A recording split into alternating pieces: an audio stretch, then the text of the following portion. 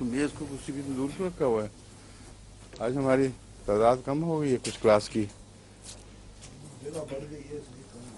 میں کہا تیکا توبہ ہاں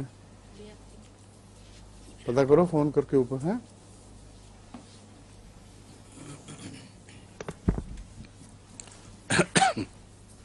السلام علیکم ورحمۃ اللہ. آج 146 شاید سے شروع کرنا ہے.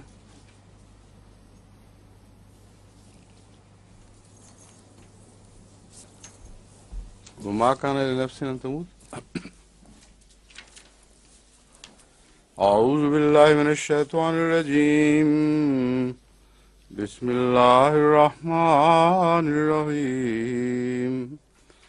وما كان لنفس ان تموت الا باذن اللہ کتابا مؤجلا ومن يرد ثواب الدنیا نؤتہ منہا ومن يرد ثواب الآخرة نؤتہ منہا وسنجزی الشاکرین.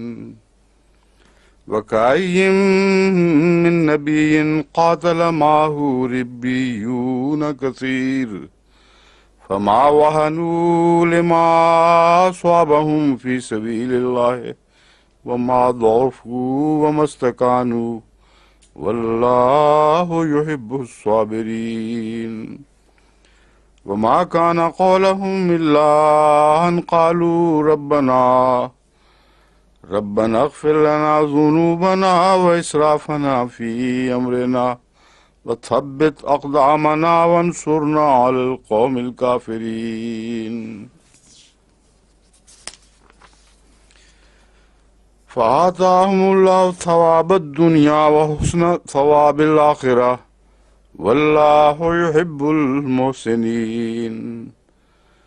يا أيها الذين آمنوا إن تطيعوا الذين كفروا يردوكم على أعقابكم فتنقلبوا خاسرين.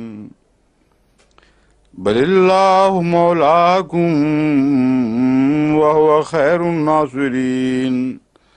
سنلقي في قلوب الذين كفروا الرعب بما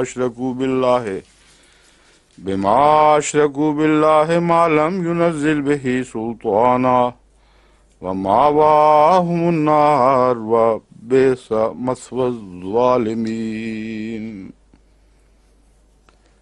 ولقد صدقكم الله وعده إذ تحسونهم بإذنه حتى إذا فشلتم وتنازعتم في الأمر وعصيتم من بعد ما أراكم ما تحبون منكم من يريد الدنيا ومنكم من يريد الآخرة ثم صرفكم عنهم ليبتليكم ولقد عفا عنكم والله ذو فضل على المؤمنين. إذ تصعدون ولا تلوون على أحد والرسول يدعوكم في أخراكم فأصابكم غما بغم لكي لا تحزنوا على ما فاتكم ولا ما أصابكم والله خبير بما تعملون. ثم أنزل عليكم من بعد الغم أمنة نعاسا يغشى طائفة منكم وطائفة قد أحمتهم أنفسهم يظنون بالله غير الحق ظن الجاهلية يقولون هل لنا من الأمر من شيء قل إن الأمر كله لله يخفون في أنفسهم ما لا يبدون لك يقولون لو كان لنا من الأمر شيء ما قتلنا هاهنا قل لو كنتم في بيوتكم لبرز الذين كتب عليهم القتل إلى مضاجعهم وليبتلي الله ما في صدوركم وليمحص ما في قلوبكم واللہ علیم بذات الصدور ان الذين تولوا منكم يوم التقى الجمعان انما استزلهم الشيطان ببعض ما كسبوا ولقد عفا الله عنهم ان الله غفور حليم يا ايها الذين امنوا لا تكونوا كالذين كفروا وقالوا لاخوانهم اذا ضربوا في الارض او كانوا غزا لو كانوا عندنا ما ماتوا وما قتلوا ليجعل الله ذلك حسرة في قلوبهم واللہ یحیی ویمیت واللہ بما تعملون بصیر ولئن قتلتم فی سبیل اللہ ومتم لمغفرۃ من اللہ ورحمۃ خیر مما یجمعون ولئن متم وقتلتم لإلی اللہ تحشرون فبما رحمة من الله لنت لهم ولو كنت فظا غليظ القلب لانفضوا من حولك فاعف عنهم واستغفر لهم وشاورهم في الأمر فإذا عزمت فتوكل على الله إن الله يحب المتوكلين إن ينصركم الله فلا غالب لكم وإن يخذلكم من ذا الذي ينصركم من بعده وعلى الله فليتوكل المؤمنون وما كان لنبي أن يغل ومن يغل يأت بما غل يوم القيامة ثم توفى كل نفس ما كسبت وهم لا يظلمون افمن اتبع رضوان اللہ کمن باء بسخط من اللہ ومأواه جہنم وبئس المصیر ہم درجات عند اللہ واللہ بصیر بما يعملون لقد من اللہ علی المؤمنین اذ بعث فیہم رسولا من انفسهم يتلو عليهم آياته ويزكيهم ويعلمهم الكتاب والحكمة وإن كانوا من قبل لفي ضلال مبين أولما أصابتكم مصيبة قد أصبتم مثلها قلتم أن هذا قل هو من عند أنفسكم ان اللہ علی کل شیء قدیر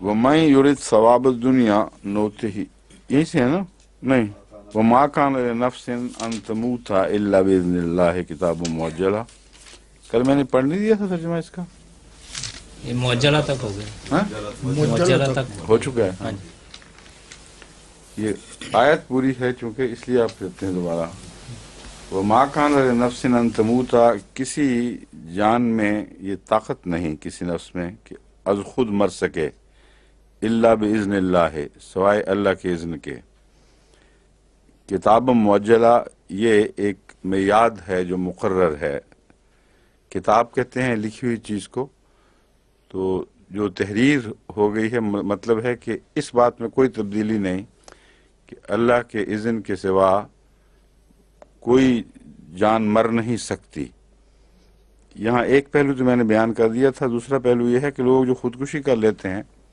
ان کا کیا حکم ہے تو اللہ کے اذن سے مراد یہ نہیں ہے کہ کسی شخص کے متعلق یہ اذن ہو کہ وہ خودکشی کر لے بلکہ اگر اس کا زندہ رکھنا خدا کو منظور ہو تو خودکشی کرنے کی کوشش کے باوجود وہ شخص بچ جائے گا اور اگر اسی بدبختی میں اس کا مرنا خدا تعالیٰ کو منظور ہو جائے تو پھر وہ مر جائے گا اور خودکشی کا جو فیصلہ ہے اس سے پہلے بھی اذن چلتا ہے یعنی ایک شخص ارادہ کرتا ہے اللہ تعالیٰ اگر اس کو روکنا چاہے تو کئی طریق پر اس کے خیالات بدل جاتے ہیں روکیں حائل ہو جاتی ہیں اور اگر کسی کو اس کے اندرونی خرابی کی وجہ سے یا ظلم کی وجہ سے سزا دینا چاہے تو اس کو پھر ایسی حرکت کرنے دیتا ہے.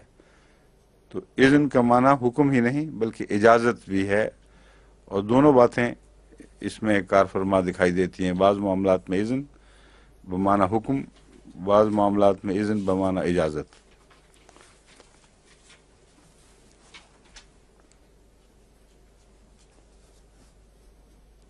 وَمَن يُرِدْ ثواب الدنیا نُؤْتِهِ مِنْہا، جو دنیا کا ثواب چاہتا ہے ہم اسے دنیا کا ثواب دے دیتے ہیں.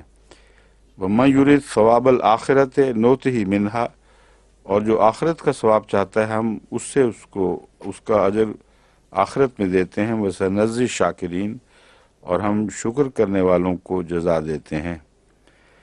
اب یہ مسئلہ بھی اہم ہے کہ من یرید ثواب الدنیا نؤتہ منہا، جو چاہے کہ دنیا میں ثواب مل جائے، کیا ہر ایک کو ملتا ہے؟ اور کہاں تک ملتا ہے؟ اور کون ہے جو چاہتا ہے کہ آخرت میں ثواب ملے اور پھر اسے آخرت ہی کا ثواب ملتا ہے؟ یہ پیچیدہ باریک مسائل ہیں.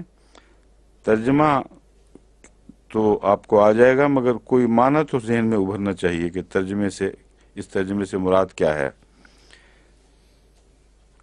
دو طرح سے ہیں یہ. ایک تو قومی طور پر، وہ قومیں جنہوں نے دنیا میں اپنی توجہات کو تمام تر وقف کر دیا، ان کو دنیا کے نتائج سے اللہ نے محروم نہیں رکھا، اور بافراغت دنیا کے نتائج ان کو عطا کیے گئے. اور وہ قومیں جنہوں نے خدا تعالیٰ کی رضا کو چاہتے ہوئے زیادہ تر توجہ ادھر رکھی، ان کا ایک پہلو کمزور رہتا ہوا دکھائی دیتا ہے، یعنی دنیا کی ترقیات. اسی لیے مومنوں کو یہ دعا بھی سکھائی گئی کہ ربنا آتنا فی الدنیا حسنۃ وفی الآخرۃ حسنۃ، ہمیں دنیا کی بھی حسنہ دے اور آخرت کی حسنہ بھی دے. اس سے یہ توازن مکمل ہو جاتا ہے. اور دوسری طرف قرآن کریم میں ایک تو ان مومنوں کا ذکر ہے جو غور ضرور کرتے ہیں دنیا میں لیکن ذکر الہی کے ساتھ ساتھ، اور ایک وہ جو خالصتاً دنیا میں غور کرتے ہیں اور خدا کے ذکر کو الگ کر کے اور ملاقات سے مایوس ہو کر، جن کا سورہ کہف کی آخری آیات میں ذکر ہے. تو یہ ایک اصولی عمومی تعلیم ہے جس کے پیش نظر یہ کہنا من، یہ اس لیے درست ہے کہ من کا معنی جمع بھی ہوتا ہے، اور واحد کے لیے نہیں بلکہ عمومی طور پر جمع کے صیغے میں بھی من ہی استعمال ہوتا ہے. دوسرا ہے انفرادی طور پر، من یرید ثواب الدنیا نؤتہ منہا، ہر وہ شخص جو اپنے اعمال کو دنیا کی کمائی کے لیے وقف رکھتا ہے، یہاں ترجمہ یہ ہوگا اسے دنیا کی حد تک ہی اس کے عمل کی جزا ملتی ہے. اگر عمل بے وقوفوں والا ہوگا تو جزا بھی بے وقوفوں والی ہی ملے گی. یہ مراد نہیں کہ ہر شخص جو کہتا ہے جی میں نے دنیا لینی ہے اور تجارت شروع کرے اور پاگلوں والی تجارت کرے تو اللہ کہے گا کہ میں نے اس کو وہ جزا دینی ہے جو اس نے کمائی نہیں. یہ مراد نہیں ہے. اس لیے وہ قانون اپنی جگہ کار فرما ہے کہ ہر شخص کو اس کی اہلیت اور اس کی محنت کے مطابق بدلہ دیا جاتا ہے، لیکن اس کی کوششوں میں اگر آخرت کمانے کا کوئی حصہ نہیں ہوگا تو تمام تر جزا دنیا تک ہی محدود رہے گی. اور کچھ لوگ جو محنت کرتے ہیں اس محنت میں ہی آخرت کا حصہ ڈال دیتے ہیں. ابھی جب میں نے یہاں کی بڑی مسجد کے چندے کی تحریک کی تھی تو بہت سے لوگوں نے یہ لکھا ہے کہ ہم نے فلاں کام خالصتاً اس غرض سے شروع کیا ہے کہ اس کی تمام تر آمد ہم مسجد کے چندے میں دیں گے، کیونکہ اس کے علاوہ ہمارے پاس کوئی چندہ نہیں تھا، یعنی چندے کے لیے پیسے نہیں تھے. اور بعض خواتین نے لکھا کہ ہم نے یہ سلائی کا کام شروع کر دیا ہے. ایک فون بھی آیا کہ پہلے اس سے تو میں مفت کپڑے سی کے دیتی تھی سب کو، کہ مشہور ہو گیا تھا میں اچھے سیتی ہوں، اور ان سے پیسے مانگتے ہوئے حیا آتی تھی. تو اب میں نے سوچا ہے کہ اس محنت کو خدا کی خاطر جب میں خرچ کروں گی تو اس میں کوئی شرم کی بات نہیں ہے. اس لیے وہ پیسے لینے شروع کر دیے ہیں اور اب میں وہ چندہ مسجد کے لیے اکٹھا کر رہی ہوں۔ تو یہ سارے وہ قصے ہیں جن میں، وہ واقعات ہیں جن میں دنیا کی کمائی ہے لیکن آخرت کا حصہ ڈالا گیا ہے، تو ان کو آخرت میں سے حصہ ملے گا۔ اس لیے یہ سمجھ لینا کہ ہر شخص جو کہے گا اچھا جی مجھے دنیا میں دے دے، تو خواہ وہ کمائے نہ کمائے، اسے اچانک آسمان سے دولت اس پر اترنے لگ جائے، یہ درست نہیں ہے، یہ معنی نہیں ہے اس آیت کا۔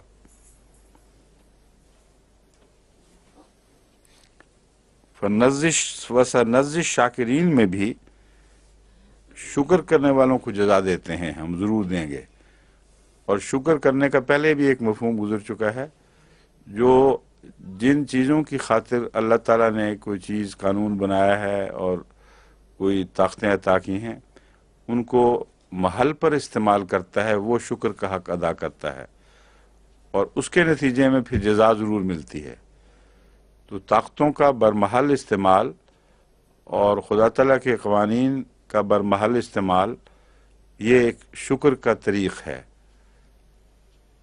اور اس طریق کو آپ روزمرہ کی چھوٹی چھوٹی باتوں میں یوں سمجھ سکتے ہیں کہ ایک ماں اپنے بچے کو دودھ کا پیالہ دیتی ہے اور وہ کپڑوں پہ پھینک دیتا ہے، اس کو پینے کے لیے استعمال نہیں کرتا، یا نئے نئے کپڑے پہناتی ہے تو اپنی کف سے ناک پہنچنے لگ جاتا ہے، یہ ناشکریاں ہیں۔ اس پر ماں کو غصہ آتا ہے کہ تمہیں دودھ اس لیے تو نہیں دیا تھا کہ کپڑے پہ گراؤ، یا تمہیں نئی قمیص اس لیے تو نہیں پہنائی تھی کہ ناک پہنچو۔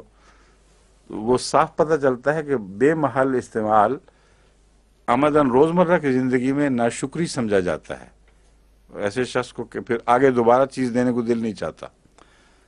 تو اللہ تعالیٰ نے یہ مضمون جو ہے نا، مَن یُرِیدُ ثواب الدنیا و ثواب الآخرہ، اس میں سنجزی الشاکرین کہہ کر یہ بتا دیا کہ ناشکروں کو ہم جزا نہیں دیں گے، یعنی جو ہماری عطا کردہ نعمتوں کو ان کے محل پر استعمال کریں گے، ان سے یہ ہمارا وعدہ ہے اور ان کو ہم ضرور دیں گے۔ بس یہاں بھی یورپ میں جتنی ترقیات ہوئی ہیں برمحل استعمال سے ہوئی ہیں، اور مگر مشرق میں جتنی بھی نامرادیاں ہیں دنیا کی طاقتوں کو سمجھنے اور ان کو استعمال کرنے کے تعلق میں، وہ ساری بے محل استعمال سے ہوئی ہیں۔ اور وہ سونا بنانے لگے ہوئے ہیں، جو سونا تھا مٹی کر دیا، مٹی کو سونا نہ بنا سکے۔ ان لوگوں نے برمحل استعمال کیا، اس پہلو سے اللہ کے شکر گزار بنے، اور اللہ تعالیٰ نے ان کے لیے اپنے وعدے پورے کر دیے اور کثرت سے ان کو عطا کیا۔ وَكَأَيٍّ مِّن نَبِيٍّ قَاتَلَ مَعَهُ رِبِّيُّونَ كَثِيرٌ، اور کتنے ہی نبی ہیں، یہاں نبی کا لفظ واحد میں استعمال ہوا ہے، مگر ترجمے میں بعض دفعہ اردو میں یا دوسری زبانوں میں بھی عربی کے واحد کو جمع میں کرنا پڑتا ہے اور جمع کو بعض دفعہ واحد میں کرنا پڑتا ہے، لیکن مضمون نہیں بدلتا، منشا وہی ہوا کرتی ہے۔ ہم کہتے ہیں کئی ایک نبی ہے، کہہ سکتے ہیں، مگر اردو میں ہم یہ کہتے ہیں کئی ایک نبی ہیں جو ایسے گزرے، کئی ایک نبی ہے جو ایسا گزرا نہیں کہتے۔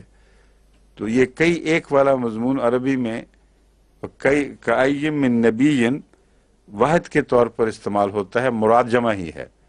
جب ترجمہ کریں گے تو جمع میں ترجمہ کریں گے۔ ایسی بہت سی اور بھی مثالیں ہیں جن میں بعض دفعہ فعل کا ترجمہ واحد میں کرنا پڑتا ہے حالانکہ جمع کا فعل ہوتا ہے۔ تو کتنے ہی نبی ہیں، ہم یہ ترجمہ کر دیں گے، کئی ایک نبی ہیں، کتنے ہی نبی ہیں، قاتل معہ ربیون کثیر، جن کے ساتھ بہت سے خدا والوں نے، نیک لوگوں نے، جو اللہ والے کہلا سکتے ہیں ربیون، انہوں نے ان کے ساتھ جہاد کیا۔ کثیر تعداد میں ایسے اللہ والے لوگ تھے جنہوں نے جہاد کیا۔ فما وہنوا لما اصابہم، جو ان کو تکلیفیں پہنچیں ان تکلیفوں کی وجہ سے انہوں نے وہن نہیں دکھایا، یعنی کمزوری نہیں دکھائی۔ ایک ترجمہ یہ ہم نے کیا ہے، اور ایک یہ ہے وہ کمزور نہیں ہوئے۔ تو کمزور تو اپنی طاقت سے نہیں انسان ہوا کرتا، مراد یہی ہے کہ کمزوری پہنچی لیکن اس کے باوجود صبر سے اس کا مقابلہ کیا ہے اور اپنے ارادے پر اس کا اثر ظاہر نہیں ہونے دیا۔ وہنو، اور ہمتیں ماند نہیں پڑیں۔ یہ دو ترجمے درست ہیں کہ باوجود مصیبتوں کے ان کی ہمتیں ماند نہیں پڑیں، ان کے ارادوں میں کوئی کمزوری واقع نہیں ہوئی، اور تکلیفوں کے باوجود عزم صمیم کے ساتھ وہ قائم رہے اللہ کے فی سبیل اللہ، اللہ کے راستے میں۔ وما ضعفوا، اور وہ پھر وہی لفظ ہے، ضعیف نہیں ہوئے، کمزور نہیں پڑے۔ گزشتہ سال یہ بحث رمضان میں تفصیل سے گزر چکی ہے کہ ضعف کن کن معنوں میں استعمال ہوتا ہے۔ عقل کی کمزوری کو بھی ضعف کہتے ہیں، اور بڑھاپے کی وجہ سے انسان ضعیف ہو جاتا ہے۔ بچہ جو ضعیف ہو، بچے کے لیے بھی ضعیف کا لفظ استعمال ہوتا ہے، جو اپنے معاملات کا خود مختار نہیں ہو سکتا۔ تو وما ضعفوا میں یہ بھی مراد ہے کہ انہوں نے اپنی صلاحیتوں کو استعمال کرنے میں نہایت مستعدی دکھائی ہے، اور ذہنی لحاظ سے یا جسمانی رد عمل کے لحاظ سے انہوں نے کوئی بھی ایسی کاہلی نہیں دکھائی جس سے ان کو ان کی اس کمزوری کی وجہ سے نقصان پہنچ سکتا ہو۔ فما ضعفوا میں ایک کمپلیمنٹ ہے، ایک قسم کا ان کو دیا جا رہا ہے، خراج دیا جا رہا ہے۔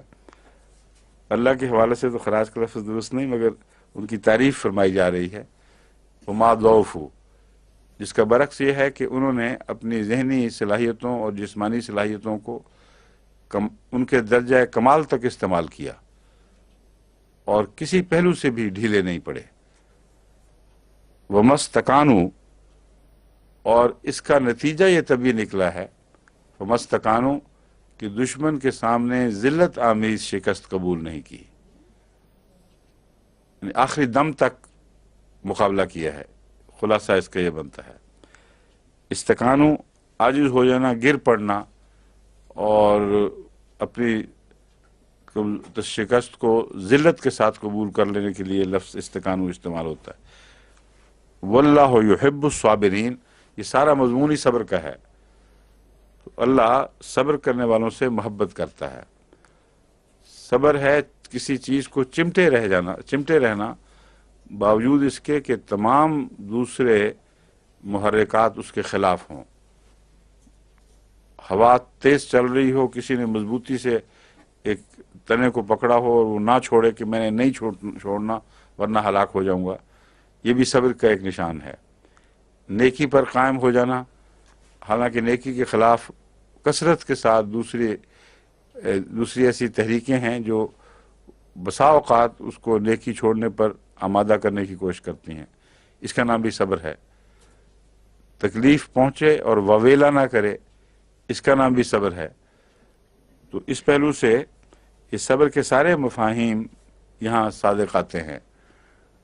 انہوں نے پاؤں نہیں اپنے اکھڑنے دیے، شدید ریلوں کے باوجود، دشمن کے شدید ریلوں کے باوجود وہ وہیں قائم رہے، اکھڑے نہیں ہیں ان ہواؤں میں، آندھیوں میں۔ پھر انہوں نے اللہ کی خاطر صبر ان معنوں میں بھی کیا کہ شور نہیں مچایا، وویلا نہیں کیا کہ ہمیں یہ تکلیفیں پہنچی، ہم سے یہ ہو گیا وغیرہ وغیرہ۔ بس صبر کے تمام مضمون یہاں داخل ہیں۔ وما کان قولہم الا ان قالوا ربنا اغفر لنا ذنوبنا۔ ان تکلیفوں کے باوجود صبر دکھانے کا نتیجہ پھر یہ نکلتا ہے کہ بجائے اس کے کہ اللہ کا شکوہ کریں، استغفار کی طرف توجہ مائل ہوئی اور یہ دعا کی کہ ہمارے گناہ بخش دے۔ ہو سکتا ہے ہمارے گناہوں کی پاداش کے نتیجے میں ہمیں کوئی ایسا نقصان پہنچے جو دین کے نقصان پر منتج ہو۔ بس اس وقت انہوں نے اپنے گناہوں کی بخشش کا سوچا ہے، یعنی کوئی بھی اپنی کمزوری اللہ تعالیٰ کی طرف منسوب نہیں کی، اس کی تقدیر کو یا زمانے کے نام پر اس کمزوری کو نہیں کوسا کہ لو جی دیکھو کتنا برا وقت آ گیا، حضرت صلی اللہ علیہ وآلہ وسلم نے اس کو بھی سختی سے منع فرمایا کہ جب تم زمانے کو کوستے ہو تو دراصل خدا کو کوستے ہو، کیونکہ زمانہ کو خدا پیدا کرتا ہے، اور اس وقت کسی وقت اگر تمہیں کوئی تکلیف ہے تو پھر صبر کرو اور سر تسلیم جھکاؤ یا اپنی کمزوریاں تلاش کرو، کیونکہ بسا اوقات تمہاری وجہ سے، اپنی کمزوریوں کی وجہ سے تمہیں تکلیف پہنچتی ہے۔ تو یہ جو لوگ ہیں اس بات کا نمونہ تھے، یہ قرآن کریم بیان کر رہا ہے۔ ما کان قولہم، اس کے سوا ان کا کوئی قول نہیں تھا، الا ان قالوا ربنا اغفر لنا ذنوبنا، سوائے اس کے کہ انہوں نے یہ کہا کہ اے ہمارے رب ہمارے گناہ بخش دے، واسرافنا فی امرنا، اور اپنے معاملات میں جو ہم نے زیادتیاں کی ہیں ان کو نظر انداز فرما دے، وثبت اقدامنا، اور ہمیں ثبات قدم عطا کر، وانصرنا علی القوم الکافرین، تاکہ اس کے نتیجے میں ہمیں نصرت حاصل ہو، ہم کافروں پر غالب آ جائیں۔ اور یہاں بھی ہم غالب آئیں نہیں فرمایا، وانصرنا علی القوم الکافرین، اور ہمیں کافروں کے مقابل پر غلبے والی نصرت عطا فرما، ایسی نصرت جو ہمیں علا کر دے، ان پر غالب کر دے۔ یہاں جو پہلی تین باتیں ہیں ان کے ساتھ ان تین باتوں کا تعلق ہے، وہن اور ضعف اور استقامت کا نہ دکھانا۔ اس کے مقابل پر اللہ تعالیٰ نے رکھا ہے، وہن کے مقابل پر ذنوب ہیں، اور بسا اوقات وہ جسمانی کمزوریاں جو وہن سے تعلق رکھتی ہیں اس میں انسان کی اپنی بے احتیاطیاں شامل ہو جاتی ہیں۔ پرندہ جو زیادہ کھا کے بوجھل ہو جائے اس کے لیے بھی عرب وہن کا لفظ استعمال کرتے ہیں، یعنی ایسا فعل جس کے نتیجے میں خدا نے جو طاقتیں دی تھیں وہ کمزور پڑ جائیں۔ تو اس لیے بہت ہی برمحل تعلق باندھا ہے اس کا گناہوں سے بخشش طلب کرنے کے ساتھ۔ تو وہن سے مراد وہ کمزوریاں جو اپنی غلطیوں کی وجہ سے انسان کے اندر میں پیدا ہو جاتی ہیں، اور جب وقت آتا ہے اس وقت سمجھ آتی ہے کہ اب ہم اتنی اہلیت نہیں رکھتے مقابلوں کی جتنی خدا نے ہمیں عطا کی تھی، تو اس کے لیے استغفار کا مضمون ہے۔ وَإِسْرَافَنَا فِي أَمْرِنَا، اور اپنے نفوس میں جو ہم نے اسراف کیا ہوا ہے اس کا تعلق ذوف سے باندھا ہے۔ اسراف فی امر سے کیا مراد ہے؟ یہ کئی قسم کے اسراف ہو سکتے ہیں۔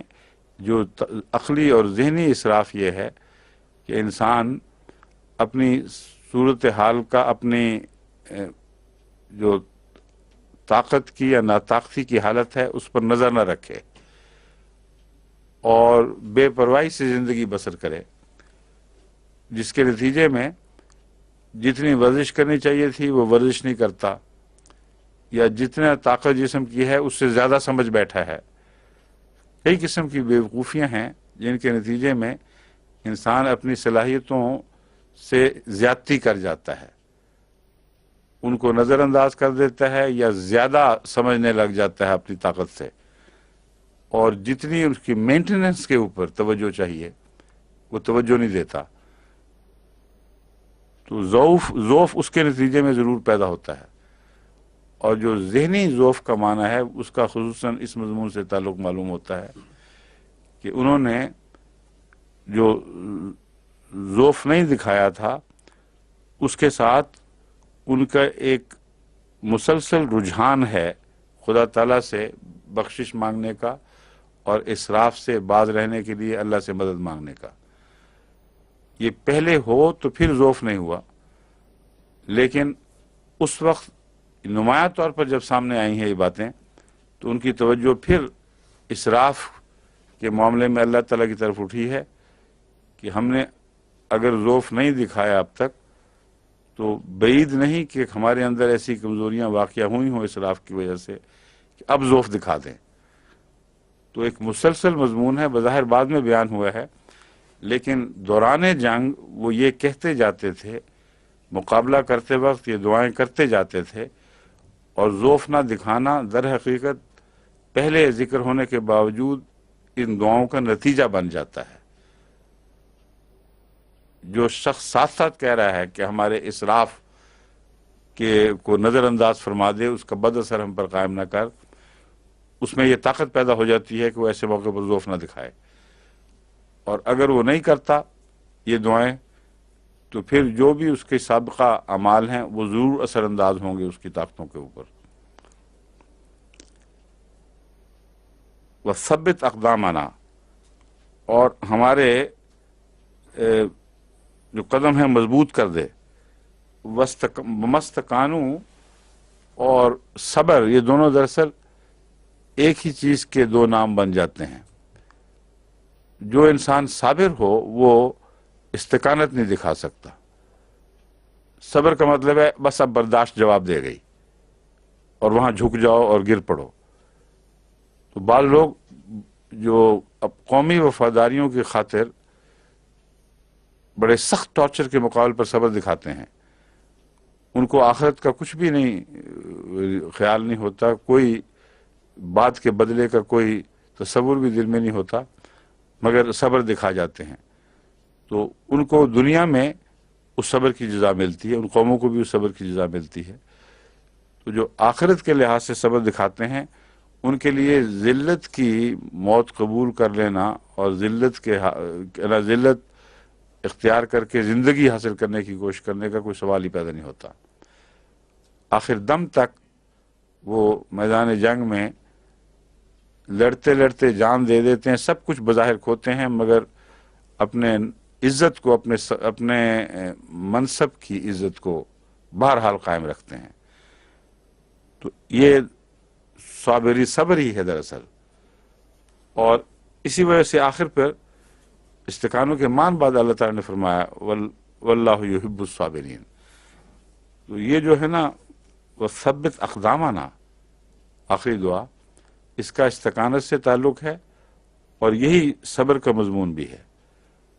اور اس کے نتیجے میں پھر ایک بات ضرور ہوگی، وانصرنا علی القوم الکافرین، یہ صفات جن میں ہوں وہ خدا کے ساتھ یہ دعائیں، خدا کے حضور یہ دعائیں کریں تو پھر اللہ تعالیٰ ان کو کافروں پر ضرور فتح عطا فرماتا ہے۔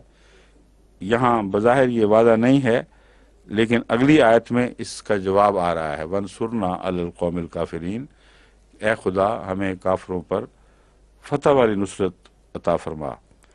آتاہم اللہ ثواب الدنیا وحسن ثواب الآخرہ، یہ وہ لوگ ہیں جن کو ان دو شکوں میں سے ایک کے ساتھ نہیں باندھو اب، کہ بعضوں کو ہم دنیا کا ثواب دے دیتے ہیں اگر ارادہ ہو، بعضوں کو آخرت کا ثواب دے دیتے ہیں۔ انہوں نے دین کی خاطر دنیا میں تکلیفیں اٹھائیں، اس لیے اللہ تعالیٰ ان کو دنیا کی جزا بھی دیتا ہے اور آخرت کی جزا بھی دیتا ہے۔ بس اسلام کی جو ابتدائی قربانیاں تھیں وہ اگرچہ اللہ کی خاطر تھیں، لیکن اپنی دنیا انہوں نے جو ضائع کر دی خدا کی خاطر، اس کی وجہ سے اللہ تعالیٰ نے ان کو دنیا میں بھی عظیم فتوحات عطا فرمائیں، اور جو حیرت انگیز غلبہ ہوا ہے مسلمانوں کا وہ اسی وعدے کے مطابق تھا جس کو خدا نے فرمایا انہوں نے دعائیں کی اور ہم نے قبول کر لیں۔ اور دعا کی قبولیت میں اس سے زیادہ عطا کیا ہے جتنا دعا میں شامل ہوتا ہے، اور یہ اللہ تعالیٰ کا ہمیشہ کا انداز یہی ہے، جتنا دیتا ہے، جو مانگتا ہے اس سے زیادہ دیتا ہے۔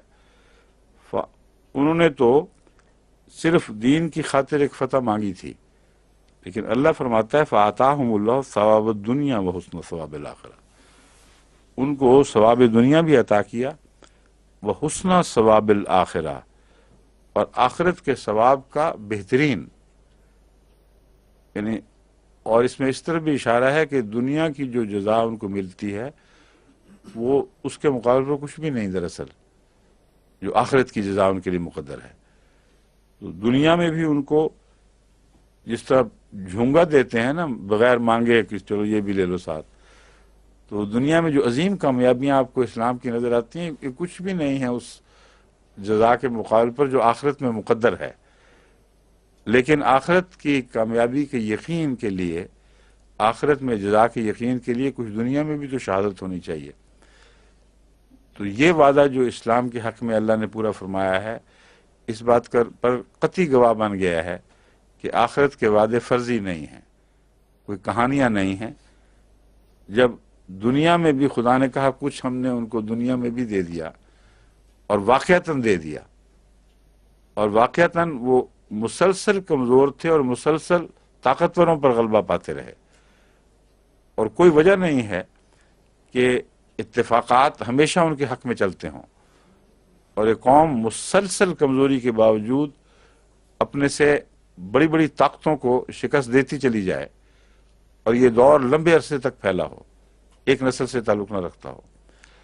بس یہ جو چین آف ایونٹس ہے، ایک سلسلہ ہے واقعات کا، یہ قطعی طور پر ثابت کرتا ہے کہ اللہ کا یہ وعدہ پورا ہو رہا ہے۔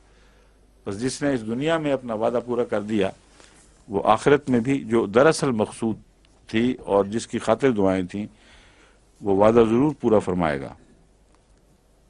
بس سیجزی اللہ الشاکرین جو فرمایا ہے، یہ اسی جو پہلے فرما چکا ہے، یہ اسی مضمون سے تعلق رکھتا ہے۔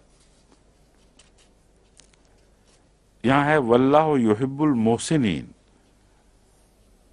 حسنہ ثواب کے ساتھ محسن کو باندھا ہے۔ ہم نے ان کو آخرت میں بہت ہی حسین ثواب دیے، بہت خوبصورت ثواب عطا کیا ہے، کیونکہ اللہ احسان کرنے والوں کو بہت پیار کرتا ہے، ان سے بہت پیار کرتا ہے، محبت کرتا ہے ان سے۔ تو محسن کون ہیں؟ یہ وہ لوگ ہیں جو حضرت صلی اللہ علیہ وسلم کے ساتھ جہاد برسر پیکار تھے، جہاد میں مصروف تھے، اور اپنی آخرت کی خاطر اپنی دنیا بگاڑ رہے تھے، اور ایسے ہی پہلے ہمیشہ بھی نبیوں کے ساتھ لوگ شامل رہے، اور ان سب کے ساتھ خدا نے یہ سلوک کیا۔ تو اس سے پتہ چلتا ہے کہ ایک دفعہ کا اتفاق نہیں رہا، اب پوری انبیاء کی تاریخ اس بات پر گواہ کھڑی ہے کہ نبیوں نے جب ان کے ساتھی قربانی کرنے والے تھے اور محسن تھے، جو جہاد کیا ہے اور دعاؤں کے ساتھ خدا سے مدد مانگی ہے، تو ہمیشہ یہی ہوا ہے کہ وہ قومیں، مذہبی قومیں آخر غالب آ گئیں۔ اب اس دنیا میں دیکھیں، قومیں جو تاریخی لحاظ سے موجود اور غالب دکھائی دے رہی ہیں، وہ مذہبی قومیں ہیں، اور تاریخ پڑھیں تو غیر مذہبی قوموں کو غلبہ دکھائی دیتا ہے۔ یہ عجیب بات ہے، اتنا حیرت انگیز تضاد ہے کہ لوگوں کو اس طرح توجہ کرنی چاہیے۔ روم کی تاریخ پڑھ لیں، وہاں عیسائیت کا کوئی خود ذکر نہیں ملتا، نہایت ہی معمولی اور ذلیل سا ذکر۔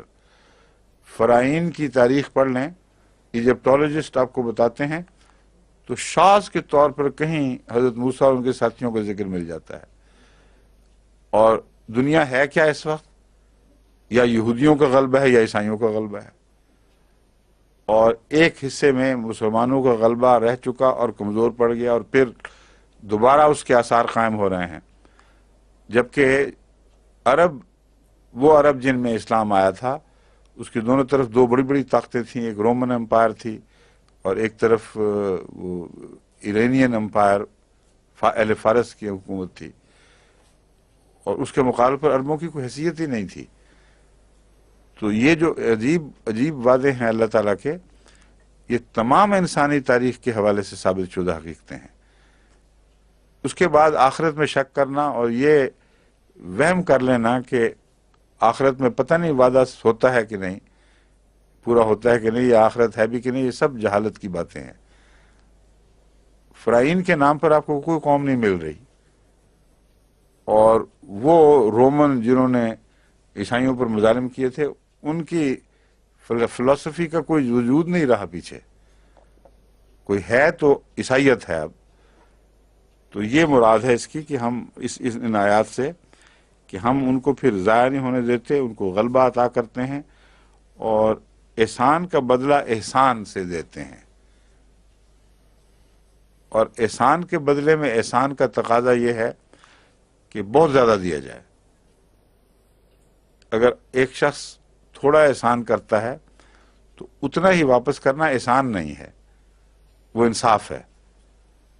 بس انہوں نے تھوڑا سا احسان کیا اور اللہ تعالیٰ نے بے انتہا احسان فرمایا، یہ مضمون ہے جو واللہ یحب المحسنین میں بیان فرمایا ہے، کیونکہ اگر احسان کرنے والے سے محبت ہو جائے تو پھر کوئی قانون باقی نہیں رہتا سوائے محبت کے قانون کے، جو کوئی انصاف نہیں دیکھتی، کوئی محدود نہیں ہوتی عطا میں، بلکہ سب کچھ دے دینے کو دل چاہتا ہے۔ بس واللہ یحب المحسنین کہہ کے ان کے ساتھ جو حیرت انگیز سلوک ہوئے ہیں ان کا فلسفہ سمجھا دیا۔ یا ایھا الذین آمنوا ان تطیعوا الذین کفروا یردوکم علی اعقابکم، اے وہ لوگو جو ایمان لائے ہو، اگر تم نے ان کی باتیں ماننی شروع کر دیں، اگر تم اطاعت کرو ان کی جنہوں نے کفر کیا، ویسے اطاعت تو کوئی بھی نہیں کیا کرتا تھا مسلمانوں میں سے، مراد یہ ہے ان کی باتیں ماننے لگ جاؤ، ان کے پیچھے لگنے لگ جاؤ، بعض تم میں سے بعض کے پیچھے لگ جائیں، تو کیا ہوگا؟ تطیعوا الذین کفروا یردوکم علی اعقابکم، تو وہ تمہیں اپنے پہلے دین کی طرف لوٹا دیں گے، اپنے ایڑیوں کے بل پھیر دیں گے۔ مراد یہ ہے کہ دوسروں سے ایسی دوستی کرنا کہ وہ آہستہ آہستہ اثر انداز ہو کر گھسیٹ کر لے جائے، یہ ایمان کی شان نہیں ہے۔ ایمان کی شان تو یہ ہے کہ ایسی دوستی کی جائے کہ کھینچ کر اپنی طرف لے آؤ۔ بس اس طرف ڈرایا گیا ہے۔ بعض لوگ غیروں سے تعلقات رکھتے ہیں خصوصاً سیاست کی خاطر، اور پاکستان میں جہاں جہاں بھی جماعتوں میں تنزل کے آثار ظاہر ہوئے اور ابتلا آئے، ان میں تمام تر وجہ وہاں کی مقامی سیاست ہے، اور اپنے نمبردار بنانے کے لیے، اپنے آپ کو ٹھیکیدار بنانے کی خاطر غیر احمدی بااثر لوگوں سے تعلق باندھ لیے اور احمدی غریبوں سے تعلق چھوڑ دیے، بلکہ ان کے معاملے میں ان سے ناانصافیاں بھی کرتے رہے، اور اپنا غلام بنا کر ان کو استعمال کرنے کی کوشش کی، بجائے اس کے کہ خود احمدیت کا غلام بنے۔ وہ سارے علاقے میرے نظر میں ہیں، وہاں ایسی تمام جگہوں پر احمدیت نے ترقی کرنا بند کر دی، بلکہ انحطاط شروع ہو گیا، وہاں کثرت سے ان لوگوں کی نسلیں بھی ضائع ہو گئیں۔ بس یہ چودراہٹیں جو ہیں یہ سب سے بڑا نقصان پہنچاتی ہیں، اور یہ چودراہٹیں پہلا نقصان یہ پہنچاتی ہیں کہ ان لوگوں کا ایمان ضائع کر دیتی ہیں، غیروں سے وہ اس طرح کے تعلق باندھتے ہیں کہ ان کی ہاں میں حامل آنے لگ جاتے ہیں، ان کی جی حضوریاں کرتے ہیں، جس کے نتیجے میں دین باقی نہیں رہتا، اور اپنے بھی ہاتھ سے جاتے رہتے ہیں۔ بس یہ خدا تعالیٰ یہاں متوجہ فرما رہا ہے، وارننگ دے رہا ہے کہ اے لوگو جو ایمان لائے ہو، اگر تم نے کافروں کی پیروی شروع کر دی، ان کے پیچھے لگ گئے، تمہیں وہ ضرور اپنے ایڑیوں کے بل پھرا دیں گے، فَتَنْقَلِبُوا خَاسِرِينَ، تو تم بہت گھاٹے کا سودا کر کے لوٹو گے، یعنی تمہارا سودا نقصان کا سودا ہوگا۔ یہ فتح حاصل کرنے والوں کی جو عادتیں ہیں وہ بیان کرنے کے بعد، فتح کے بعد یہ لوگ پیدا ہوا کرتے ہیں۔ اصل میں ایک فتح ہو گئی ہے، غلبہ آ گیا ہے، پھر ان میں ایسے لوگ پیدا ہو جاتے ہیں جو دنیا کے لحاظ سے دوسروں کی پیروی کرنے لگ جاتے ہیں۔ اور فتح سے مراد ضروری نہیں کہ کلی فتح ہو، بعض فتوحات وقتی فتوحات ہوتی ہیں، آخری فتح جب ہو جاتی ہے پھر تو یہ لوگ سر اٹھا ہی نہیں سکتے، لیکن اس وقت ان کے تعلقات چونکہ دل بگڑ چکا ہوتا ہے، وہ خدا کے نزدیک کوئی بھی معنی نہیں رکھتے۔ لیکن درمیانی دور کی باتیں ہو رہی ہیں، اسلام کو جو فتح نصیب ہوئی تھی وہ اچانک تمام دشمنوں پر غلبہ تو نہیں ہوا، کچھ فتح اب ملی، کچھ اس کے بعد، کچھ اس کے بعد۔ اس درمیانی دور میں ایسے لوگ پیدا ہوتے ہیں جو سمجھتے ہیں کہ ابھی تک طاقت کا توازن جو ہے وہ غیروں کے ہاتھ میں ہے، اس لیے ان سے تعلقات باندھو، ان سے تعلقات جوڑو۔ اور جماعت احمدیہ کی تاریخ میں چونکہ یہ لمبا دور ہے قربانی کا، اور طاقت کا توازن ہو سکتا ہے 200 سال تک غیروں کے پاس رہے، یا کبھی ایک ملک میں آج ہمارے ہاتھ آ گیا، کبھی دوسرے ملک میں آ گیا، لیکن اس عرصے میں اکثر ملکوں میں غیروں کے ہاتھ میں رہے، یہ ممکن ہے۔ اس لیے میں وارننگ دے رہا ہوں کہ ایسی جگہوں پر اگر دین کے تقاضے چھوڑ کر، دین کے مفادات کو قربان کر کے غیروں سے تعلقات اپنی شیخیوں کی خاطر، اپنی بڑائی کی خاطر قائم کرو گے تو پھر تمہارا دین باقی نہیں رہے گا۔ بل اللہ مولاکم وہو خیر الناصرین، تم نے دیکھا ہے ہر موقع پر اللہ ہی تو مولا ثابت ہوتا ہے، پھر غیروں سے تعلقات کو کیوں اپنی ترقی کا ذریعہ بنانے کی کوشش کرتے ہو؟ تمہارا والی، تمہارا مولا، تمہارا دوست، تمہارا سرپرست اللہ ہی ہے، وہو خیر الناصرین، اور وہ وہی ہے جو سب مددگاروں میں سب سے بہتر مددگار ہے۔ یہ بھی ایک بہت ہی اہم بات ہے، وہ لوگ جو دعائیں بھی کرواتے ہیں اور دل میں سے غیر اللہ کی مدد کے محتاج رہتے ہیں اور اسی کو اہمیت دیتے ہیں، ان کی دعائیں بھی بیکار جاتی ہیں۔ ان کے لیے اگر دعائیں کی جائیں تو وہ دوسروں کی دعائیں بھی ان کے حق میں کام نہیں کرتی، کیونکہ بیچ میں سے دل بیمار ہوتا ہے۔ وہ سمجھتے ہیں کہ اصل میں تو دنیا والے ہی مدد کریں گے، باقی ساتھ دعا بھی لگ جائے تو کیا حرج ہے، اتفاقی دھکا چلتے چلتے کسی سے لے لو۔ یہ درست نہیں ہے۔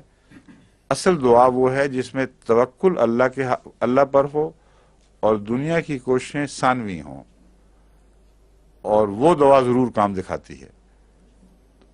اس لیے یہ بھی یاد رکھیں، یہی مضمون ہے جو خدا بیان فرما رہا ہے، واللہ مولاکم، اللہ تمہارا ساتھی، تمہارا آقا، تمہارا مولا ہے، وہو خیر الناصرین، سب مددگاروں سے وہی بہتر ہے۔ اگر تمہیں یقین ہو جائے تو سب سے پہلے اس کا خیال دل میں آنا چاہیے۔ جو مدد کرنے والوں میں سب سے اچھا، سب سے طاقتور ہو، پہلے اس کا دھیان آتا ہے۔ ایک شخص ایسا بھی ہے جس کے پٹواری سے بھی تعلقات ہے، ڈپٹی کمشنر سے بھی ہیں، تو اگر تکلیف ہوگی تو پہلے وہ ڈپٹی کمشنر کے تک رسائی حاصل کرنے کی کوشش کرے گا، پھر ضمناً بعض دفعہ نیچے اترتے ہوئے دوسروں کی مدد کی بھی ضرورت پیش آ جاتی ہے۔ تو اللہ کا خیال ہر مصیبت میں سب سے پہلے ہونا اور یہ یقین ہونا کہ مدد وہیں سے آئے گی، یہ مضمون ہے جو قبولیت دعا کا راز ہے۔ سنلقی فی قلوب الذین کفروا الرعب بما اشرکوا باللہ ما لم ینزل بہ سلطانا، ہم ضرور ان لوگوں کے دل میں رعب ڈال دیں گے جنہوں نے کفر کیا، بما اشرکوا، اس لیے کہ انہوں نے شرک کیا ہے، اللہ کا شریک ٹھہرایا ہے، ما لم ینزل بہ سلطانا، باوجود معلم نہیں کیا اللہ نے، نہیں اتاری اللہ نے دلیل اس کے حق میں، ایسا شرک کیا ہے جس کی ان کے پاس کوئی دلیل نہیں۔ یہ مطلب تو نہیں کہ مشرکوں پہ دلیل اترا کرتی ہے آسمان سے، مراد ہے خدا تعالیٰ نے ہر چیز جو کائنات میں پیدا کی ہے اس کی ایک دلیل بھی اتاری ہوئی ہے، اور اس چیز کو اگر آپ اس کی جستجو کریں گے تو اصولی اس کی معید اور ایسے مشاہداتی مظاہر جو تجربے سے سامنے آتے ہیں وہ اس کی تائید میں کھڑے ہوئے دکھائی دیں گے۔ یہ مراد ہے آسمان سے دلیل اتارنا۔ تو ہر چیز کا ایک فلسفہ، ایک تھیوری، ایک انڈر لائن پرنسپل کہہ لیں، وہ اصول جس کی تابع چیزیں پیدا ہوتی ہیں، وہ اس کے لیے سلطان ہے، اور کوئی چیز بھی بغیر سلطان کے نہیں ہے جو خدا نے پیدا کی ہو۔ تو فرمایا تم یہ شرک کہاں سے لے آئے ہو، کون سی سلطان ہے اس کے حق میں؟ کیونکہ خدا نے اپنا ثانی پیدا نہیں کیا، اس لیے ساتھ دلیل بھی پیدا نہیں کی۔ یہ مراد ہے خدا کی تخلیق میں تو ہر جگہ سلطان دکھائی دے گی، اور انہوں نے جو بنا رکھے ہیں بت، ان کی کوئی سلطان نہیں ہے، اس لیے ان کے دلوں میں خدا رعب ڈالے گا۔ جس ساتھی کی سلطان ہی کوئی نہ ہو، اس نے مدد کیا دینی ہے؟ ایسے لوگ در حقیقت دل سے جانتے ہیں کہ ان میں طاقت نہیں ہے مدد کی، اس لیے وہ جلدی مروب ہو جاتے ہیں، جلدی خوف کھا جاتے ہیں اور توہمات کا شکار ہو جاتے ہیں۔ اس کی تفصیل میں نے پچھلے سال درس میں بیان کر دی تھی، یہاں صرف یہ بتانا ضروری ہے کہ یہ جو دوسری مدد آئی ہے وہ پہلے مسلمانوں کے قدم اکھڑنے کے بعد آئی ہے، اور اس مدد کا مسلمانوں کے روب سے تعلق نہیں تھا کہ ان کا براہ راست روب ہوا ہو، کیونکہ وہ تو معرکہ بیٹھے تھے بظاہر۔ یہ اللہ تعالیٰ نے ان کے شرک کی وجہ سے ان کے اندر وہ توہمات پیدا کر دیے جو شرک کا طبعی نتیجہ ہیں، اور اسی وجہ سے ان کو ایک اور روب ان کے اوپر طاری ہوا ہے۔ اس کی تفصیل کچھ تاریخ میں ملتی ہیں کہ یہ واقعہ ہوا تھا، یہ واقعہ ہوا تھا، جس کی وجہ سے وہ مشرک لوگ ڈر گئے تھے، اور جن پر ایک دن پہلے بظاہر غلبہ حاصل کر چکے ہیں، یہ سوچ رہے تھے کہ کیوں نہ مکمل کر لیا، ان کی پیروی سے گھبرا کر وہاں سے اٹھ دوڑے ہیں۔ اور دوسری مثال اس کی جنگ احزاب کے وقت ملتی ہے، جبکہ آگ بجھ گئی آندھی کی وجہ سے، تو وہی روب کا موجب بن گئی۔ ان توہمات میں وہ مبتلا ہو گیا کہ آگ جو بجھی ہے جس کی ہم پرستش کرتے ہیں تو ضرور ہم مارے گئے۔ تو یہ وہ مضمون ہے روب۔ بعض دفعہ مسلمانوں کے ایمان کا روب بیٹھتا ہے لوگوں پر، دوسروں پر، بعض دفعہ اندرونی طور پر ان کی شرک کی کمزوری ان کے لیے روب کا موجب بن جاتی ہے۔ بما اشرکوا باللہ ما لم ینزل بہ سلطانا ومأواہم النار، اور ان کا ٹھکانہ آگ ہے، وبئس مثوى الظالمین، اور ظلم کرنے والوں کا کیا ہی برا ٹھکانہ ہے۔ وَلَقَدْ صَدَقَكُمُ اللَّهُ وَعْدَهُ إِذْ تَحُسُّونَهُم بِإِذْنِهِ، اور اللہ تعالیٰ نے تم سے اپنا وعدہ پورا فرما دیا، إِذْ تَحُسُّونَهُم بِإِذْنِهِ، جبکہ تم اس کے حکم سے ان کا قلع خما کر رہے تھے، ان کی جڑیں کاٹ رہے تھے۔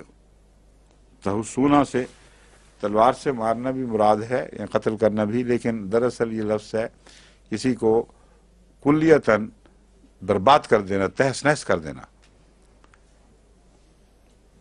حتی اذا فشلتم وتنازعتم فی الامر وعصیتم من بعد ما اراکم، یہاں تک کہ جب تم پھسل گئے، وتنازعتم فی الامر، اور حضرت صلی اللہ علیہ وآلہ وسلم کے حکم کے بارے میں اختلاف کیا اور ایک دوسرے سے بحثیں شروع کر دی۔ الامر سے مراد یہاں وہ امر ہے جو حضرت صلی اللہ علیہ وآلہ وسلم نے جنگ احد پر گھاٹی پر مقرر کردہ دستے کو دیا تھا کہ کسی حالت میں کسی قیمت پر فتح ہو بھی جائے تب بھی تم نے نہیں اترنا، شکست بھی دیکھو تب بھی نہیں اترنا، اس درے کو روکے رکھنا ہے۔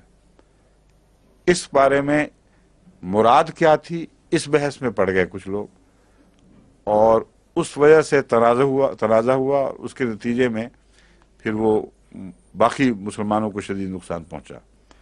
تو اس سے پہلے کا منظر یہ کھینچا گیا ہے۔ اتنی زبردست فتح تھی کہ گویا وہ دشمن کو قلع خما کر رہے تھے، ان کے بیج مار رہے تھے۔ پھر بھی اذا فشلتم، جب تم پھسل گئے اور نفسی کمزوریاں، بعض حرص، کوئی اور خیالات جو انسان کا نفس کمزوری کی پیدا کرتا ہے، ان کے نتیجے میں تنازعتم فی الامر، تم نے امر کے لیے معاملے میں آپس میں جھگڑا شروع کر دیا۔ وعصیتم من بعد ما اراکم، اس کا نتیجہ یہ نکلنا تھا تبھی کہ تم نے نافرمانی کی بعد اس کے ما اراکم ما تحبون، یہ وہ چیز دیکھ لینے کے باوجود جس سے تم محبت کرتے تھے، یعنی فتح۔ یہاں یہ جو مضمون ہے صاف ظاہر کرتا ہے کہ مال غنیمت کی حرص نہیں تھی ان کو، جو بیان کیا جاتا ہے کہ مال غنیمت لوٹنے کی خاطر وہ دوڑے تھے۔ جس چیز کی محبت کی تھی وہ تو نظر آ گئی تھی، فتح تھی، اور فتح کے وقت حضرت صلی اللہ علیہ وسلم اور آپ کے صحابہ کے ساتھ شمولیت کی تمنا تھی، جو ان کے اوپر غالب آئی ہے کہ سارے مزے اڑا رہے ہیں، فتح ہو گئی، ہم بھی کیوں نہ جائیں سامنے۔ اور مال غنیمت لوٹنے کا اس لیے بھی خیال نہیں ہو سکتا کہ یہ دستور ہی نہیں تھا رسول اللہ صلی اللہ علیہ وسلم کا کہ ہر شخص کو مال لوٹنے دیں۔ تمام اموال جو اکٹھے ہوتے تھے وہ بیت المال میں اکٹھے ہوتے تھے، ان کو پھر حضرت صلی اللہ علیہ وآلہ وسلم جس کو چاہتے عطا فرماتے تھے۔ تو ما تحبون سے مراد وہ وہاں سے نظارہ جو دیکھا ہے فتح کا، کہاں کی بات؟ ہاں لو جی، وہ نظر سے غائب ہو گیا۔ کون سی تھی؟ ہاں یہ اچھا، یہ اوپر صفحہ بدل چکا ہوں اس لیے وہ نظر نہیں آ رہی تھی۔ ما تحبون جو تم چاہتے تھے، منکم من یرید الدنیا و منکم من یرید الآخرہ، ان میں سے کچھ ایسے ضرور ہوں گے۔ میں نے کہا نا کلیت نفی کر دی ہے، وہ غالباً یہ درست نہیں ہے کلی نفی، کیونکہ ایک معنی اگر یہ لیا جائے کہ وہ گروہ جو فائز تھا اس پہ درے پر، ان کے متعلق ذکر ہے اور اصول بیان نہیں ہو رہا، تو پھر اس کا یہ مطلب بنے گا تم جو جھگڑا کرنے والے ہو ان میں سے بعض ایسے بھی تھے جن کو دنیا کی بھی تمنا تھی۔ وَمِنْكُمْ مَن يُرِيدُ الْآخِرَةَ، اور تم میں ایسے بھی تھے جو خالصتاً آخرت چاہتے تھے۔ اس لیے وہ جو اختلافی گروہ ہیں وہ ان باتوں پر تھے، جو یہ رسول اللہ صلی اللہ علیہ وسلم کے حکم کی یہ تعریف کر رہے تھے، یہ اس کا مفہوم سمجھ رہے تھے کہ ہرگز کسی قیمت پر نہیں ہٹنا، ان کو دنیا کی ادنا بھی حرص نہیں تھی، اور اس لیے وہ آخرت ہی آخرت تھی ان کے پیش نظر۔ دوسرا فریق جو کہہ رہا تھا کہ چلو ان کے نفس کا یہ دھوکہ شامل ہو گیا، بظاہر وہ فتح کی باتیں سوچتے ہوں گے مگر دل میں کمزوری یہ آبی آ گئی تھی کہ پہلے پہنچیں گے تو ہو سکتا ہے تقسیم کے وقت ہمیں پہلے زیادہ کچھ مل جائے، اور نظر سے اوجھل رہے تو ہو سکتا ہے ہمارا مفاد نظر سے اوجھل رہ جائے۔ اب یہ کیا سوچتے تھے وہ ہمیں پتہ نہیں، مگر یہ اشارہ موجود ہے، یا پھر ایک اصولی بیان ہے، منکم من یرید الدنیا و منکم من یرید الآخرہ، تم میں سے ہمیشہ ہی دنیا دو گروہوں میں بٹی ہوئی ہے، کچھ دنیا چاہنے والے ہیں، کچھ آخرت چاہنے والے ہیں۔ ثم صرفکم عنہم لیبتلیکم، پھر اس نے تمہیں ان سے الگ کر دیا، پھیر دیا ایک طرف، لیبتلیکم تاکہ تمہیں آزمائے، وَلَقَدْ عَفَا عَنْکُمْ، اور اس سے پہلے وہ تم سے بخشش کا سلوک فرما چکا تھا، درگزر کر چکا تھا۔ وَاللَّهُ ذُو فَضْلٍ عَلَى الْمُؤْمِنِينَ، اور اللہ مومنوں پر بہت فضل کرنے والا ہے۔ ثم صرفکم عنہم لیبتلیکم، ثم کا ایک میں ترجمہ یہاں بھی اور دوسری جگہ بھی یہ کرتا ہوں جس سے عموماً علماء کو اختلاف ہے۔ میں کہتا ہوں کہ ثم باوجود اس کے معنوں میں بھی عربی میں رائج ہے اور ہر زبان میں رائج ہے، اس کے باوجود ہم نے یہ کیا، یعنی تمہاری غفلت اور کوتاہی کا تقاضا تو یہ ہونا چاہیے تھا کہ اس کی تمہیں وہی مناسب سزا ملتی، مگر ہم نے ایسا نہیں کیا۔ اس کی دوسری مثال یہ ہے کہ حضرت آدم نے غوا کیا، لفظ آئے ہیں، اور پھر بھی اللہ نے اس کو چن لیا، ثم اجتباہ۔ اب سوال یہ ہے کہ اگر ثم کا یہ معنی نہ کیا جائے بلکہ محض زمانی ترتیب کے معنی رکھے جائیں تو یوں لگتا ہے کہ جیسے گناہ کی وجہ سے خدا نے اسے اجتباع کیا ہے۔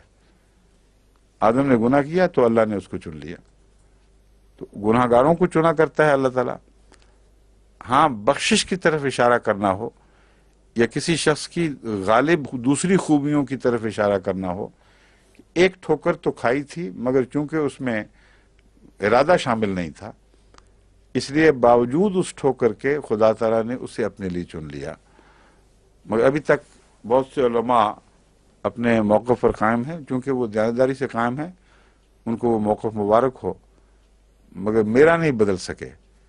میں ابھی بھی اس بات پر قائم ہوں کہ موقع اور محل کے مطابق قرآن کریم کا وہی ترجمہ ہوگا جو اللہ اور اس کے رسولوں کی شان کے مطابق ہو، اور جہاں ذرا سا بھی اس سے ہٹ جائے اس پر کم سے کم میرا دل اس کو قبول کرنے پر آمادہ نہیں۔ تو ثم صرفکم عنہ لیبتلیکم، پھر اس نے پھیر دیا تمہیں ان سے تاکہ آزماوے تم کو، یہ ہے لفظی ترجمہ جو میر محمد اسحاق صاحب نے کیا ہوا ہے. وَلَقَدْ عَفَا عَنْكُمْ، جبکہ اللہ تعالیٰ تمہیں معاف فرما چکا تھا. تم سے معاف نہیں، عفو کا مطلب ہے درگزر کر چکا تھا. ایک بات ہوئی ہے تو کوئی بات بھی چھوڑو، اس کو صرف نظر کرنا. واللہ ذو فضل علی المؤمنین، اور اللہ مومنوں پر بہت فضل کرنے والا ہے. یہ کیا مطلب ہوا؟ ثم صرفکم عنہم لیبتلیکم، ان سے بچا کر ایک طرف لے جانا تو ابتلا کا مضمون نہیں دکھا رہا. بچانا تو ایک فضل اور رحمت ہے جس کی وجہ سے ان کو سکون مل گیا. تو لیبتلیکم کا کیا مطلب ہے؟ کیوں جناب؟